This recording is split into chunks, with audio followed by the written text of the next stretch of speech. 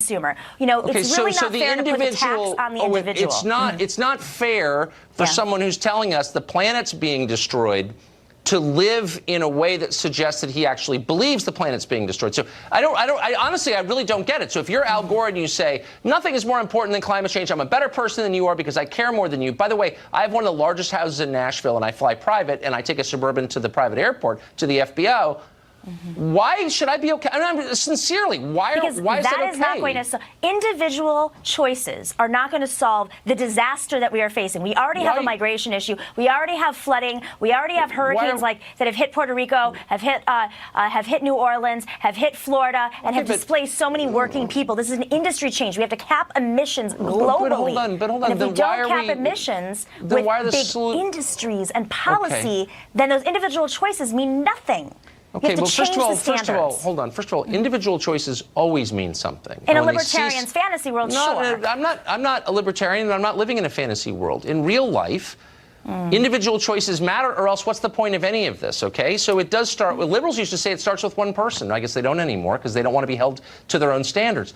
But the solutions are always like, ordinary working people ought to pay higher gas taxes. It's not the solution at all. And actually, we are against that. Progressives versus the neoliberals and neocons, progressives understand that this needs to be a huge policy change. With the place where we are right now, if we increase the temperature 1 degree, you and I won't be living in D.C. and New York anymore. Okay, but we will be displaced. No, I want to talk about the public policy. Okay, I want to talk about the public policy solutions that will flow from the predictions that you're making.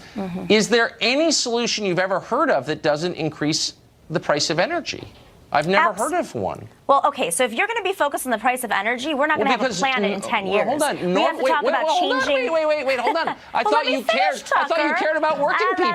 We're going down a rabbit hole. I want to talk about the solutions. A solution would be a Green New Deal, moving to 100% renewable energy, forcing the companies that are jacking up the prices on working people to actually reduce their emissions so that working people aren't displaced, so working people don't have to pay the cost of hurricane damage and have clean water, and the water is not being privatized. Volume is not the same as an argument, okay? So just really simple question. You don't like opinionated women, do you?